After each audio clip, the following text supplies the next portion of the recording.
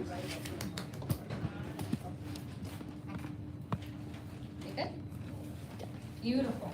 Hi everyone, my name is Pierce. I'm the director of the Transnational Literature Series here at Brookline Booksmith and your host for tonight's conversation. I want to open up the space by saying thank you for coming out tonight on this very cold January evening. The Booksmith has been open since 1961, and that's because of our wonderful community. Your support means we can keep having events like this, so thank you again. As you may know, tonight's event is part of our ongoing Transnational Literature Series, which focuses on stories of migration, the intersection of politics and literature, and works in translation. If you full events line up online at brooklinebooksmith.com, so you don't miss some of the amazing authors we have coming up this winter, both virtually and in store. You can also follow us on Instagram for updates. Toward the end of the event, we'll leave about 15 minutes or so for an audience Q&A, followed by a signing. We have copies of tonight's featured book available over at the register. And please take a moment to silence your cell phones. I think that takes care of the business end of things. Now I'd love to tell you a little bit about our guests. Tonight I have the very great honor of introducing Philip Holden and Shubha Sunder, here to discuss and honor the release of Heaven Has Eyes. Set in Singapore, Vancouver, London, and the spaces in between, the short stories in Heaven Has Eyes offer an imaginative, penetrating look at the complexities of migration, belonging, and a desire to find a home in the world. Deeply moving and emotionally rich, the stories weave together love, loss, grief, miscommunication, forgetting, and remembering, pushing the boundaries of realism, making and unmaking our sense of home. Philip Holden's life has spanned 3 continents with its center of gravity in Singapore, where he taught and researched Singapore and Southeast Asian writing in a 3-decade-long career.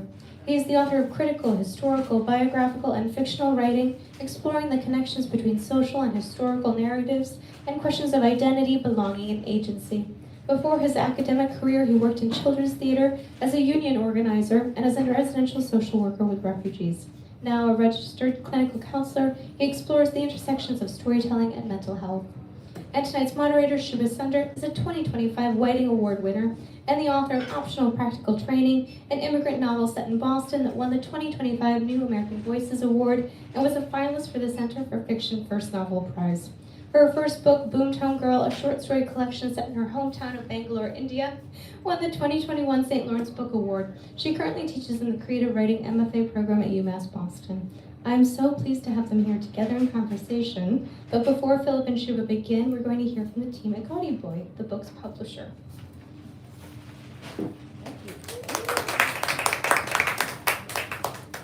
Thank you. Okay, I'm just going to have a very short spiel before I hand the stage over to Shubha and Philip. So I'm Ellie. I'm the publicity director of Gaudy Boy and Singapore Unbound. So who we are? Singapore Gaudy Boy, it is a New York City independent press, and what we do is we champion powerful Asian voices or voices of Asian connections to an American audience. And so Gaudy Boy is our publishing in print. We have previously published, for example, a book about of women's writing from Kazakhstan, translated into English. We also most recently had a poetry book which won the 2025 Lammy Award for bisexual poetry. So we have what we prioritize is really diversity of voices, diversity of genres and themes. Thank you. All right. So Gaudy Boy belongs to this non-profit called Singapore Unbound, and if you can guess already from the name, Singapore Unbound, it was founded almost 10 years ago to actually champion arts literary exchange between Singapore and the United States. It has since expanded to literary exchange between Asia in general and America. So besides Gaudy Boy, which is our publishing in print, we also have a literary journal called Suspect Journal. So I give this context to let you guys know that we have open calls that are happening soon. Next week, we are opening our open call for the Gaudy Boy 2026 Poetry Book Prize. So if you have a completed poetry manuscript and you have someone with Asian heritage, then we encourage you to submit your poetry manuscript to us. Under Suspect Journal, we also have open calls. Right now, we have an open call for archipelagic entanglements, and it's really about if you have something that's related to Southeast Asia or the Caribbean, or works that negotiate these two places, these two regions, we encourage you to submit your entries to us. And so if you want to have more information, please check out our social media. I'm the publicity director, I gotta sell this out. We will, so if you want to learn more about open calls, we always post our upcoming submissions and open calls there. And now I hand it over to Shubha as well as Philip. Heaven and Size is a really excellent book. I feel it really embodies the the ethos of Gaudy Boy and Singapore Unbound, the idea of migration, of identity in and negotiating many places that you call home. So yeah, please go ahead. Thank you.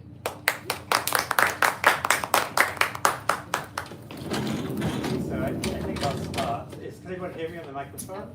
Is that okay? I can switch it on. Each the microphone. Okay. Testing. I think you need to turn it on. It needs to be on. Is this it? Yeah. Yeah. Okay. Got it. There you go. Yeah, got it. Okay, that's why I'm lucky. So just thanks to Ali, thanks to Piers, thanks to Shubha for having me here tonight. On this very cold night, thank you everybody for coming out, right? I think what I won't do is I won't sort of talk for that long. I'll just do one reading and then we'll go into conversation because there's a lot to talk about. But maybe just to say a little bit about the short story collection and myself and where it comes from. So I went to Singapore in 1994 for my first academic job, that transition from being a grad student to being an academic. And it was an interesting transition. I'd lived in China before, in Taiwan, so I spoke some Mandarin. And I was able to, and I also ended up marrying very quickly a Singaporean partner, living in public housing, being part of a big Singaporean Chinese family. And so a lot of the stories in the first version of Heaven of Eyes, which was published in 2016, are about that sense of trying to belong or belong in difference in some complex way, and to think about issues of privilege and how you undo them, and all those kind of complexities. And then there was also a second strand of stories, which are, I guess, historical revisionism, where you go back into history and you start writing history in a more kind of complex way. And what happens in Singapore, I think, is that you often get two kinds of stories. So there's the story of the victors, there's a story of the government, there's a story of the party that's been in power since 1959. And the celebrations of those people during independence and these early politicians in Singapore. Right? And maybe those stories get rather hagiographic. But you've also got now a lot of oppositional stories about the people who were excluded. But what I often found with these stories too is that they became almost the inverse of those first kind of stories. They were also these heroic masculine stories of resistance. So I wanted to muddy the waters a bit. I wanted to enter into this kind of space of history and look at some of these famous figures and try to imagine sort of complexities and doubt and forgetfulness and those kind of things. Right? So I won't say anything more. What I thought I'd do is I'd just begin by reading a little bit of the first story. And the first story is actually called Aeroplane, right? And actually, if you see the very lovely cover of the collection, it's also, the story is about making a paper aeroplane. Right? And this is one of those stories that really is, I guess, set in a sort of certain space in Singapore that I came to occupy, and it's someone very like me occupying that space. Jinjin, not now. Later we can fold a paper plane, but now we all have things to do. Your grandmother is watching her movie on TV. I've got something I have to write. Do your Chinese homework. Look, you can sit here at the table with me. Put a cushion on your chair so you can reach. No pencil. Ask Yati. She's sure to have one. Outside the house, a light breeze before rain. When the music from the television fades, sounds from beyond the house gather again. The wash of traffic on the recently widened road. Voices raised, anxious, but too far away to understand. The sealing wax palm in the garden stirs. We wait for the patter of water on tiles, on the roof of the car, or, soon enough, the rattle of a bolt drawn back and the creaking open of the gate. First Jinjin's mother, my sister-in-law, then other family members, settling like migratory birds at my mother-in-law's house in that golden hour before sunset, before dinner. Mama, ni kan什么电影? My mother-in-law replies, she's watching Air Hostess, my mother-in-law tells me in Mandarin. Look, watch Gerlan, how she tilts her head when she smiles. See what she tells her mother, tells Asiang, tells the boring boyfriend in the movie. She has thought about this career move deeply. She wants to take off, to fly into the blue sky. She does not want to be a canary in a cage, no matter how sweetly she can sing. And she can sing very beautifully. Later, we will have the Ocalypso song. But now it's only background music that swells in the film. Miss Khan steps out, leading her new recruits proudly onto the apron. They wear high heels, pencil-slim skirts, and tiny blue-grey berets that nestle miraculously on their heads. Behind them are the waiting planes, white as birds flocking beneath the green of mountains. I turn back to the table. Opposite me, Jinjin hovers over her homework, head down, elbows sticking out, her exercise book ruffled by the fan. On my laptop are photographs and documents that I need to lay out, one by one, into a story. A portrait of a young man with a trilby hat and a cheap suitcase, standing by a waiting plane. No mountains here, only a flat expanse of grass. Then PDFs of colonial office records, their folders covers turned deeply brown with age. Even here, on the screen of my computer, you can almost recall their musty smell, how you were afraid they would fall to pieces in your hands under the watchful cameras of the reading room.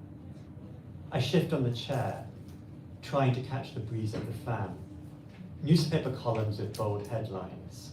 Another year for detainees. Freedom at last. The big split. Opposition leaders detained. Suicide attempt in prison. Exile or detention. PM's offer to Lin Chin-seong. Release to go abroad for studies. Below the march of headlines, the print diminishes to the size of ants, trailing away in the darkness. Academic articles are much easier to read, bright, angular, solid, their references marshaled as neatly as the air hostesses on the tarmac. It's even easier to watch the movie. Gerlan is on her first flight. The propellers turn slowly at first, then fast enough to seem if they're spinning backwards. The plane lumbers along, impossibly heavy, and gathers speed for takeoff. The music returns. The aeroplane seems to float in a blue sky empty of anything but clouds. In the cabin, the passengers behave much as expected. There's a terrified woman who clutches Gerlan's hand, who will not let go. A lecherous middle-aged man to be engaged in conversation and then avoided. A greedy passenger who wants 2 bowls of soup and then wants more. Uncle? Jinjin, one moment, I'm working. Can I ask you a question? Okay. Your legs, why so hairy? Because I come from a country very far north, very cold in winter, so I need to be warm. Like a polar bear? Yeah, very like. Now do your homework. Write out those characters. If you don't practice over and over again, your writing, your bihua, will be as bad as mine. Look, you've hardly started. I turn back to the screen. This shouldn't be taking so long. Short entries, the dictionary editor told me. We'll pay you per word, but only to a certain limit. There's a knack to this, to summarize the lives of those opposition leaders who are only footnotes in history, to give them a beginning, a middle, and an end. But history takes you on detours. It keeps you waiting. It never arrives on time. Look at this photograph and its description, riot at Nanyang University. 3 earnest young students hold a banner next to a ceremonial arch. Where is the riot? How did the photograph consigned to the archive come to be attached to the caption? What kind of story is being told here? A story about the future, surely. Be quiet, do your homework, wait, work hard, and the future you want will be delivered to you. But what if you look up now and then? The future has arrived, you notice, by express delivery. Every year they're bigger and bigger packages. More things, they crowd around your desk. You do not open them, you return to your work. And then at some point, perhaps, you suspect they're not quite what they seem, and you open one, only to find there's nothing inside. And,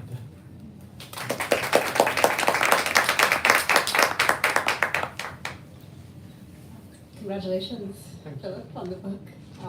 And having just been in Singapore, as I was telling Philip earlier, I feel like I'm still there. Because all details of Singapore rang so true. And one of the most vivid, it's silly, but it's so true, the English, the computerized voice in elevators announcing the floor numbers in a British accent. I don't know, I've been to many places, and it's only in Singapore that there's that very particular voice in the elevator. So one way I would describe this book is a rich set of juxtapositions of places, of times, of stories, and in the excerpt that you read, we have one of the juxtapositions is between the characters' lives and the lives of the characters in this TV episode of Air Hostess. I don't know if it's a series or a movie. but yeah. But that happens in various stories. There's a very explicit, tidy story that's with very clear messages that's played out on a screen or in some other way, and it is right up against the messier narrative of these characters whose lives we get a glimpse of. How do you think about these juxtapositions? The conflict between the stories that we receive and the stories that we are in with our lives. That's a really generative question, so thank you for that. I think for me, part of it is, okay, it's my own background in literary studies, right? So I'm always kind of curious about storytelling, right? And I think what happened to me in Singapore was that I think in some ways I trained in literary studies, but I've always been a bit more of a historian and a sociologist. It was a bit of an accident that I went into that. I didn't know what sociology was when I was 18, so when I went to, I thought go to do English, which seemed to be something that I understood what it was. So I have this kind of interest in, not simply in literature, but in social narratives that we tell ourselves too. And I'm curious about how they come to us in various forms, right? So we, in Singapore, maybe there's a thing called the Singapore story that everyone talks about, which is this amazing transformation of Singapore, which did happen from 1965 until the present day, where Singapore, I think now is, probably per capita, is probably the richest country in Asia. It certainly exceeds Japan. It massively exceeds its former colonial power, Britain, right? So that kind of story, a trajectory that everybody who would talk about in Singapore, would talk about their identity, would have some reference to that, whether they rejected it or they took it on. And then yes, all these other stories that you'd have going on at the same time. So yes, repetitive Mandarin series, which go on and on and on and on. And yet they're also about families. And of course, the family of Singapore's first Prime Minister Lee Kuan Yew was also quite famously featured and part of the politics there as well. So I kept on finding these stories intertwined in interesting kinds of ways. And I guess that's what I try to do is, I don't know other people who have experience of being both an academic and a writer. And I'm probably an academic first and a writer second. So I think one of the things I just had to let happen was allow those stories to sort of partly tell themselves, rather than, because the academic in me is a kind of programmatic, it must mean this, it must mean that. And I think for me, it was that kind of intertwining of the different stories to see, okay, there's a story here, which is a soap opera story. How does that look like the story of Singapore's rise in terms of independence. And then if I put them together, what do they generate? Without really quite knowing at the beginning of the story what would happen. I don't know if that answers what you were saying. And so many of the families in this book are couples, and they each, each party sometimes seems to sort of belong to a different world, and they can't quite bridge that gap. Yes. Sometimes. Yeah. Which again, to me, seems related to this idea of, there is a story out there, like this perfect story of what it means to be a family, like in Singapore, or be a couple, be a citizen. Right. And it's always sort of like rubs against the reality, which, on the surface, it's all comfortable. These people have like materially comfortable lives. They have careers. Yes. But when it comes to, I think, their ideas of selves, and certainly their ideas of, what they want their country to be, there's that conflict. Yeah. I think that's very right. And I mean, one of the interesting things was, I think, sort of, was mentioned earlier that I retrained as a counseling psychologist. And it's interesting, I became quite interested in a form of therapy called narrative therapy. And what narrative therapy actually locates the reasons for many things that you might medicalize as depression or something like that, in a kind of being part of a narrative. You've absorbed a larger social narrative of the way you think you should be. And in fact, you don't, it doesn't work for your life anymore.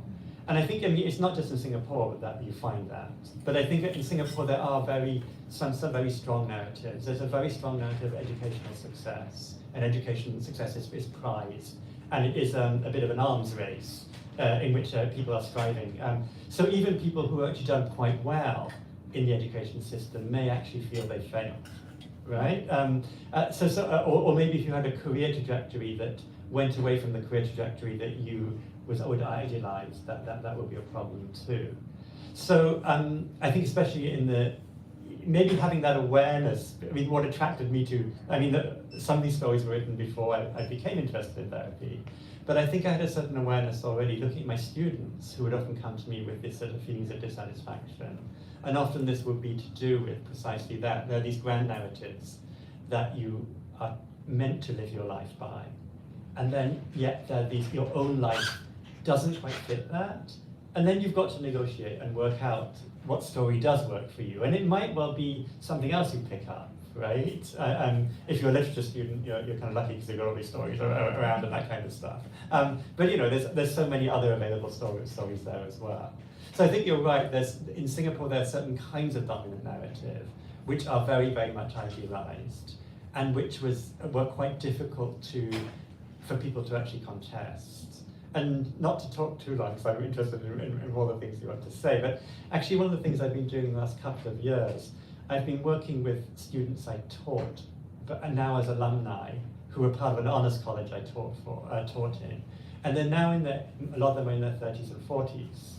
And it's very interesting. What we do is this form, it's not really therapy, it's in between therapy and writing, it's called guided autobiography, where we meet and we share stories.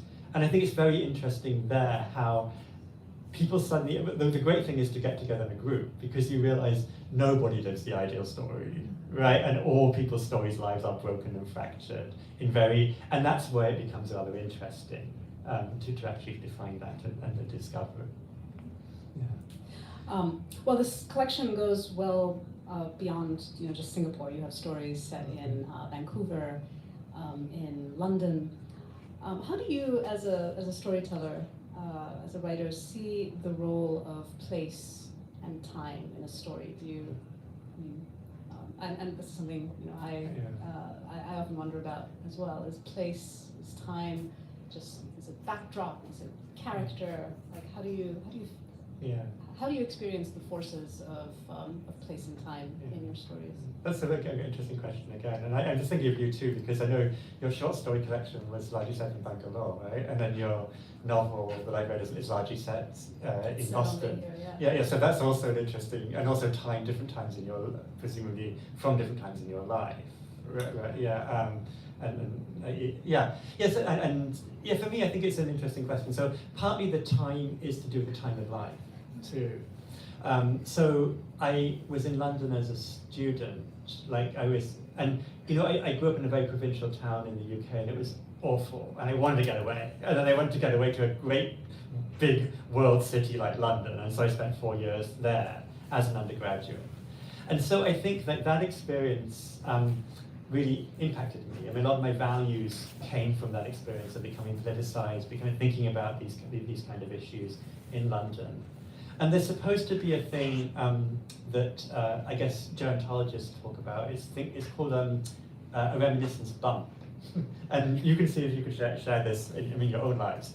That what you live between about 18 through to about 30 takes a larger portion of your life than than later or sometimes earlier. It can vary depending on your own experience, but that's a broad generality. So I think for me, okay, so when do I want to place some stories with reference to Singapore say in London. What do I take? Well, what I was lucky to find was S. Rajaratnam, or Raja as we call him, was Singapore, I guess the founding father of Singapore's multiculturalism, a very fascinating man. Ceylon Tamil in origin, grew up in Malaya as it was then, went to London for 10 years, and lived in London as a student during the Second World War, where he met just about everybody. So Kwame Nkrumah, he met Indira Nehru, as she then was, Indira Gandhi, as she would become. So people from all over the world, anti-colonial activists. So for me, in a way, it was very interesting to say, okay, so I'm writing a story about Rajaratnam. How do I locate that in time, and how do I enter it? Part of it, I enter it, is he lived in this multicultural boarding house, right, run by this woman who, strangely enough, was called Mrs. Churchill. And this is actually true. I don't know, it's a strange coincidence. It's actually true, she was called Mrs. Churchill. In Belsize Park, which I sort of actually know in London. I know the topography of London from my student days. So in a way, I think what happened there in terms of time is I can sort of enter into that student time and that student place and that living in shared houses. And that gives me an in to him, who lived very differently from me, but there's some similarities in a way. And I think another example would be, there's a story called Pigeons and Doves, which is about the exile of Lim Chin Siong, who was one of Singapore's opposition leaders, who was imprisoned first by the colonial government, and then and this often happens, not just in Singapore, it happens in the whole world, but then by the new national government as well, goes into exile in London, is depressed, right, and goes to see a psychologist, and this actually happened.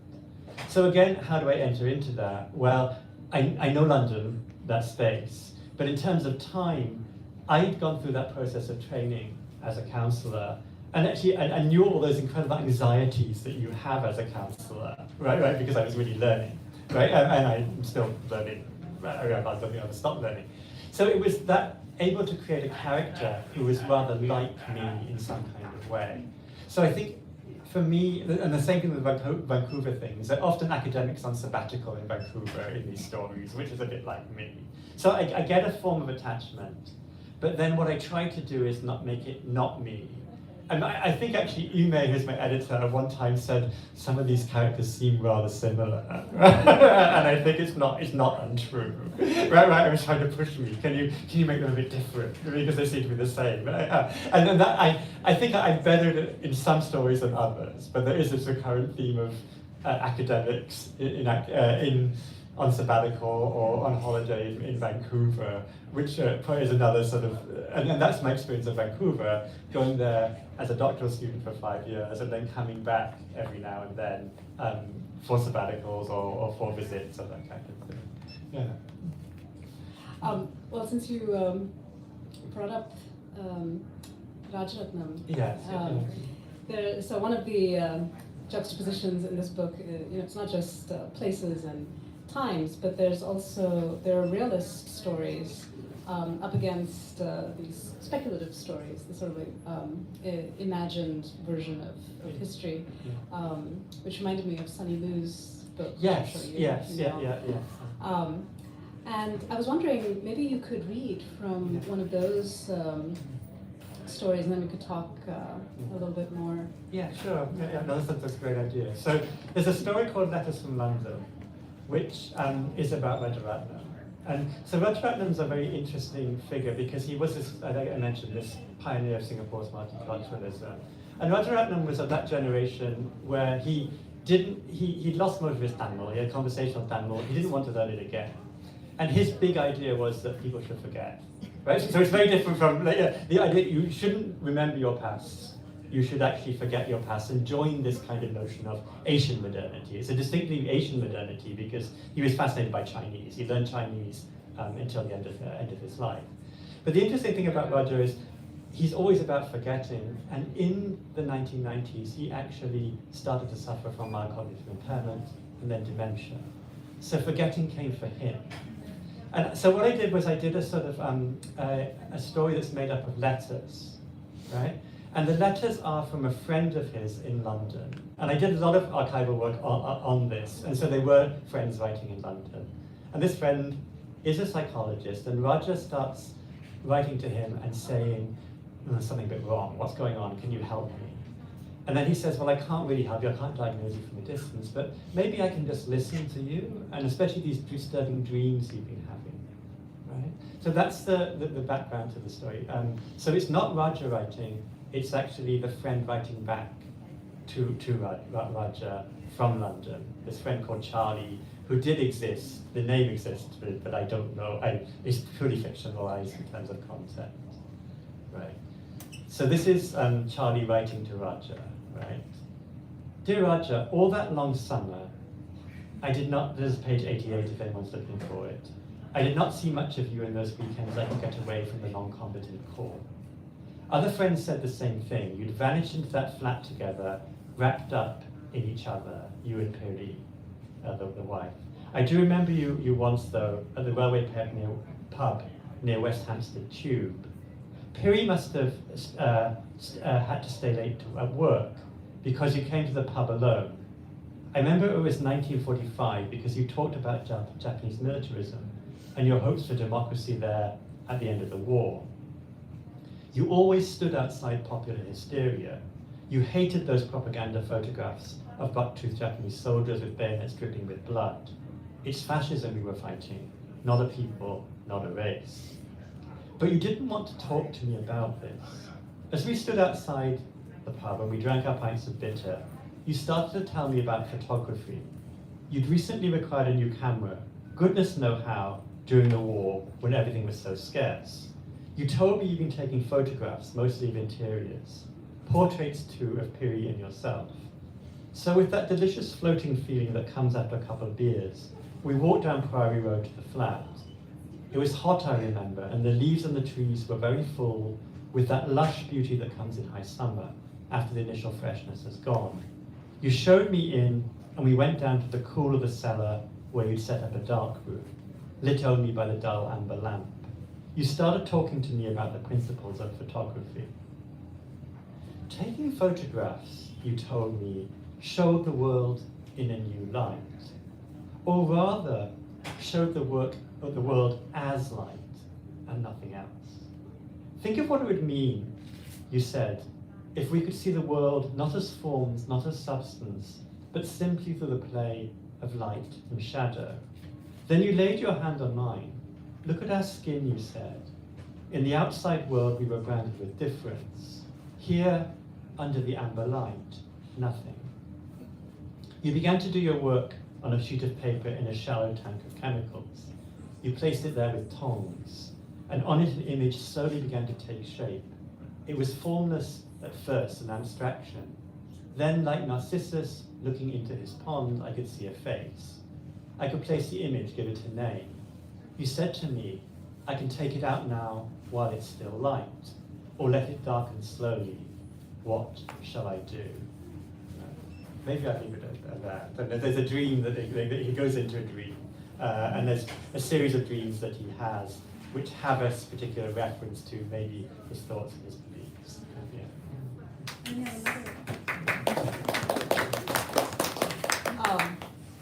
And you have another story that's of an imagined meeting between Pierre Trudeau and Lee Kuan Yew. How is the writing of these stories, where you sort of bounce off one historical detail, like Mrs. Churchill, Yes. for example, and then you have to, create this entire world, which is different from, stories of contemporary families, Yes. living in Yeah, Vancouver. How is the writing of those Yeah, stories yeah. different and similar? Yeah, it's an interesting question. I think I really love archives, and so a lot of these things do come from the archives. And there's also certain kind of games and even Easter eggs in the stories for people who might be in the know, but you don't have to know that as well. So there actually are certain kinds of truths in the stories too. There's certain facts, but they're also imagined, right? I think it's interesting. How do you enter into this? How do you do this kind of work? I think for me, I have to spend a lot of time reading archivally. So it's often like contemporary newspapers. Like, what was it like at that time? What did it feel like?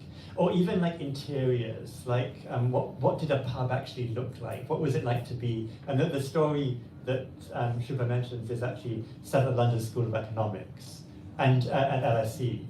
And Pierre Trudeau did come there, and Lee Kuan Yew did come there at the same time, so they could have met. I mean, it's possible they could actually have met at the time. Unlikely, but they did. And so they get together and they listen to this lecture from the socialist, one of the socialist theorists, Howard Lasky, who they both admired. And then they go to the pub afterwards, and various things ensue. Right. I guess for me it was trying to, as much as possible, I take the archive as far as I can. And actually, with the Lee Kuan Yew stories, those were in the first collection. They're still in it now. I did it in a less systematic manner. But the thing I've become quite interested in the more recent stories is actually being much more systematic. So with Rajaratnam, I actually did an academic paper on his time in London. And I really did a lot of detailed work on that. And so the interesting thing was, like, I was thinking about what kind of products can you produce out of that kind of research. So the first thing would be your academic article. But the archive is limited. There's a space where you can't go beyond the archive at a certain point, and you want to. So the second possibility is, I think it's American historian Saida Hartman has talked about this notion of critical fabulation. And what she means, hers is with references to a much more traumatic history, which is slavery. And her point is that slavery, you only hear the voice, the only archives are the archives of the slave masters. There's very little else. So what do you do with that? And she says, what I don't pretend to do is to reclaim the voices lost in history. I can't ventriloquize. But maybe what I can do is I can do a kind of form of patching, where you can see the patching. It's like visible mending. I can do the visible mending, I can show it off. And even in the process of reconstruction can make people think about what it means to reconstruct. So with Rajaratnam, there's a very different question there. The archive is missing for other kinds of reasons, right? But I did actually an article for Jom, which is a kind of Singapore equivalent of Atlantic or something like that. It's a magazine, which was done in that kind of way.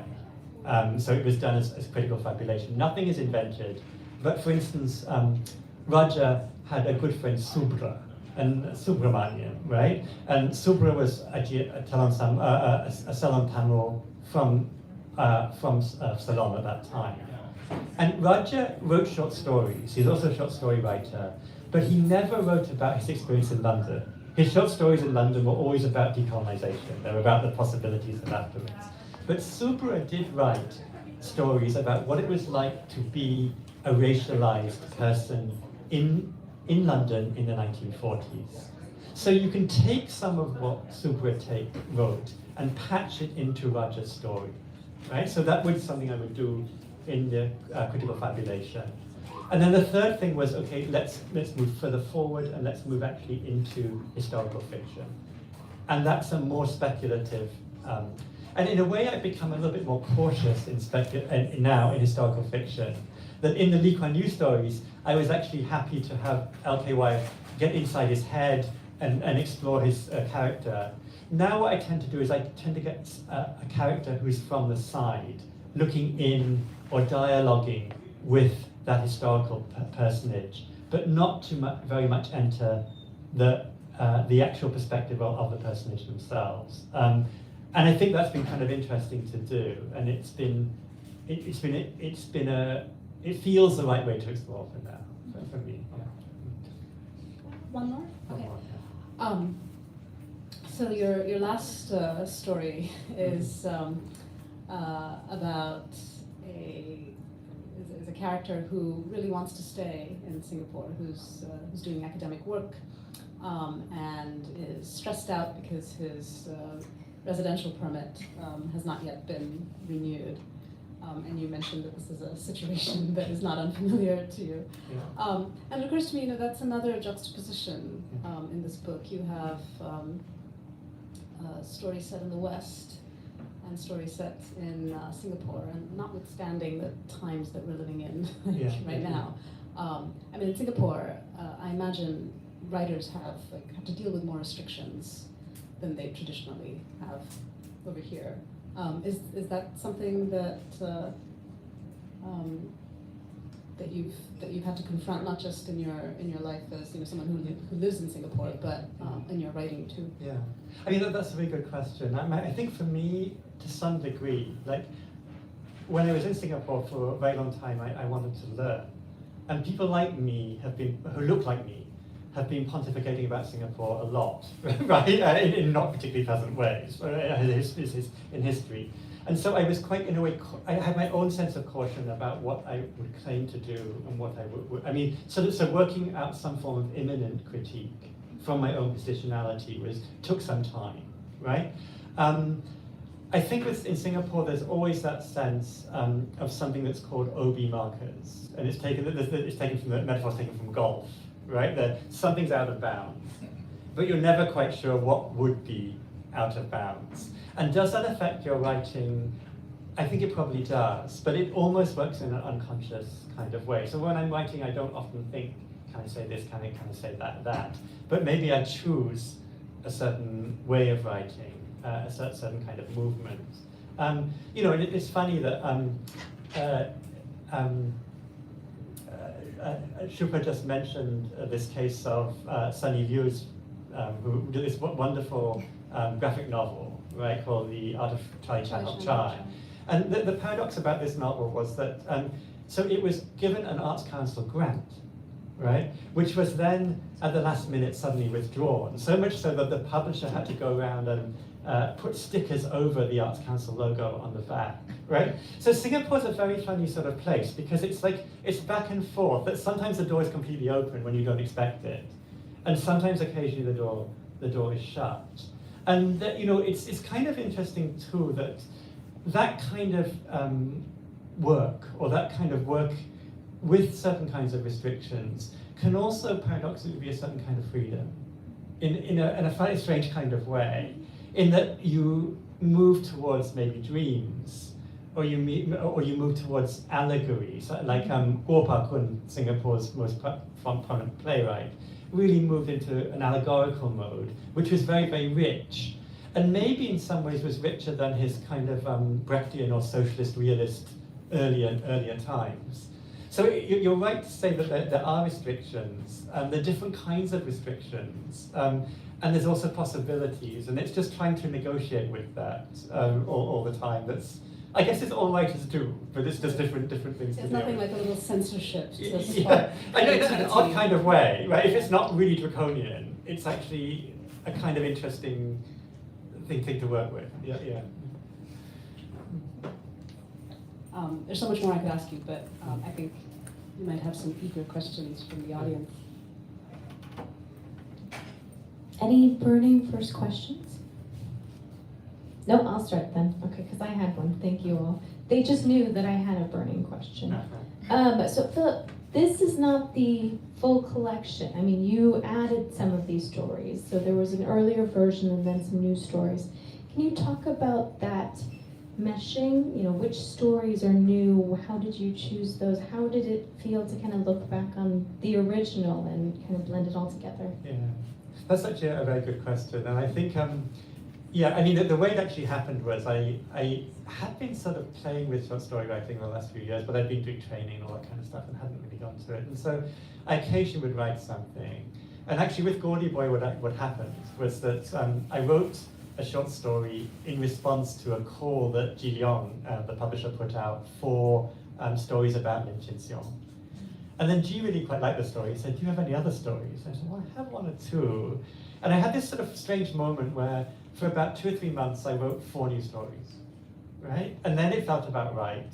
And then sort of started looking at the collection again. We actually did heavily revise some of the stories. There's with Ime's help as well. There were 1 or 2 that I really wasn't happy with. And going back to them was kind of difficult because you kind of realize the characters were actually more complex than you thought. But the problem was actually that made the story lose its kind of line. Do you know what I mean? So I actually found the process of revising a story I'd written 10 years ago actually quite difficult, and more difficult than I thought. The new stories came easier, and I think the new stories had come from that kind of movement in the last few years that I've done. In the last 4 academic articles I do, and I'm so retired, so I do this kind of like, you know, once every couple of years, have all been entirely historical in nature. They haven't been to do with literature or literary works. And I think that historicism really informed the stories. And the second thing that came was the training as a counselor. And I think, it's very interesting because in counseling, it's all about storytelling. And yet those stories are completely ephemeral in the sense you can never ever articulate them. If you're a counselor, they're absolutely confidential. You must never ever use them, and you can't even, and actually one of the papers I did in one of my ethics courses was about the using case studies and asking for people's permission.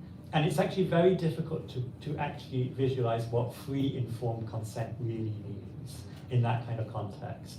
So it wasn't so much the content of my experiences, but it was more that dramatic situation of counseling that I think was behind two of those stories. That drama of sitting with somebody and excavating something. Yeah, so that also came fairly. I love that, thank you. You talked about sort of continuing on that point of this narrative therapy and how narrative works here. You talked about the dominant narrative that somebody might have in their head that doesn't quite fit their lives. And then you said something, I think, way too quickly because it would be wonderful to hear you talk about it more. You said there are so many other stories available and they can sort of pick through them and find what. Are you talking about subcultures? Or are you talking about other dominant narratives? Or are you talking about things that they can pull from their own family experience? Do they need to be basing their lives on narratives? Is that just an inevitability?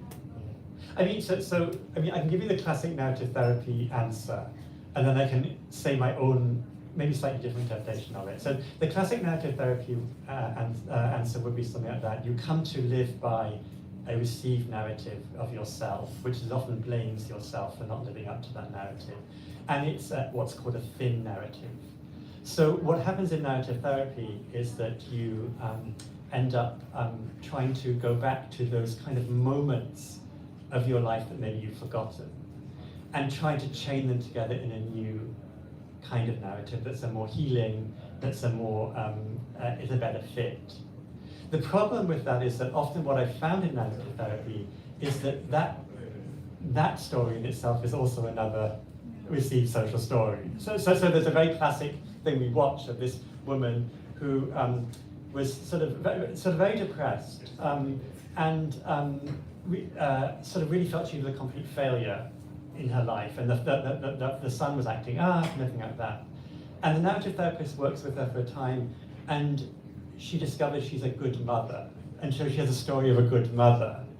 And that may be helpful, but that's also another kind of received story. Yeah, yeah. So for me, I think I think that can be helpful still for people, because I think it can be very powerful. I mean, and you need those kind of. I think we do need these stories to live by. Our lives are stories that we're continually revising, but I guess the hope is that there's a kind of flexibility in those stories, and that might well, like you're saying, it might mean that you might identify with a subculture of some kind. You might realize that's your story. Or it might be going back into the past in some kind of way and saying, well, that story I told about myself is actually not a very good story, and here's a better story for me to take with me. I mean, the paradox actually in narrative therapy that I found was it's very similar to the process of fiction, in the sense that what happens in narrative is you have those storytelling, moments that last for a long time. Several days pass, and then you have that moment of seeing when you go down through it. And in therapy, the same things happen. So you say you're depressed. What do you mean by depressed? And then could you tell me about the last time that you felt depressed? Can we go there and see what it is?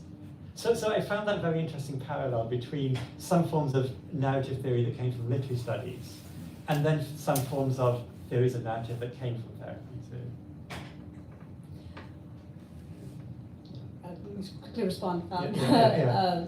One of the stories that I found most intriguing is the one with the therapist who comes to this sort of realization that she's forcing, that by inviting patients to find a more healing story, she can't help but push them into this realm of another accepted story. Yes, yeah. And the moment when she's being observed by her supervisor, Yes. and the patient realizes this and says what's necessary to trust the supervisor. Yeah.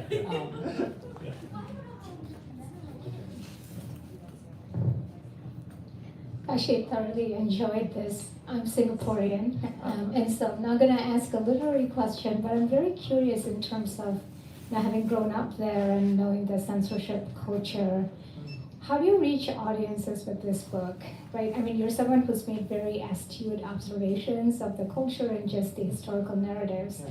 And I will readily admit that living in Singapore, I had none of these because I just didn't grow up with these observations. It's censored from our books.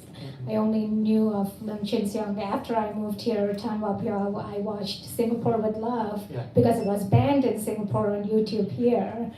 And really that set me off into this huge exploration of a history that I was completely unaware of. So I'm just curious, and this is actually a question for Yume and others as well. I know there's a growing, culture of Singaporean books and promotion of Singaporean books, but how are these narratives reaching the broader audience in Singapore? That's a very good question. I think what I'd say is that I've noticed, and this is someone maybe as a scholar of Singapore literature and things like that, is that I think Singapore literature really exploded in the last 10 or 15 years. There's much more. There's a whole range of stories, including these kind of stories. And I think there is a lot more talking now. I mean, for instance, memoirs of many of the opposition activists have been published in Singapore. They're not banned or anything like that. I think the slightly strange thing in Singapore is that very occasionally someone gets whacked and you're not quite sure why. But for most of the time, actually a lot is permitted, and things that you would not think would be permitted actually are permitted. So it's actually, who reads it? I mean, there's definitely a younger literary crowd who are probably more middle class as well. But I mean, it's also interesting, I think older Singaporeans are now going back and actually revisiting the past as well. And I'm actually just maybe going to edit a memoir written by this journalist from the 70s and 80s who actually had to enforce a lot of censorship, but is now actually saying some quite hard-hitting truths. And I think that's mainstream Singapore publishers getting hold of this. So I think there are changes, and there's also, I think there is a very strong national education narrative, but there's also a lot of dialogue behind the scenes. I mean, I don't know whether Ime or Ali would like to say more about that. Yeah. Thank you. That was an amazing question. Any last questions? No, wonderful. I think that's a great place to, oh, was that a hand? I don't know if this is appropriate. No, I was just wondering, is there an opportunity to hear just a little bit more about your book, or maybe I missed that? 'Cause Oh, it was a few no. minutes late. Shubha, would you talk a little bit about your book? And It's not my event, it's Philip's event. Yeah, I'm a writer also. I do have a question for you, Shubha. So if you were to do what Philip did and look back on Boomtown Girl in 10 years, how do you think it would be different? Or optional practical training? Well, I was just in Bangalore where my short story collection, Boomtown Girl, is set. And I mean, it just, it makes the books feel so historical. It's set in the 90s, right? And I mean, that is just an era that has been replaced entirely in Bangalore and in India in so many ways. And when I look back on optional practical training, which is set here in 2002, I feel like it's a version of America that I didn't fully appreciate at the time. Thank you. Okay, thank you all so much for coming out tonight. We're gonna do a signing. I'm gonna have you all line up where Philip is. Books are in the back. Thank you all so much for coming out. I know it's cold. I know it's only gonna get colder, so bundle up when you leave. And thank you again.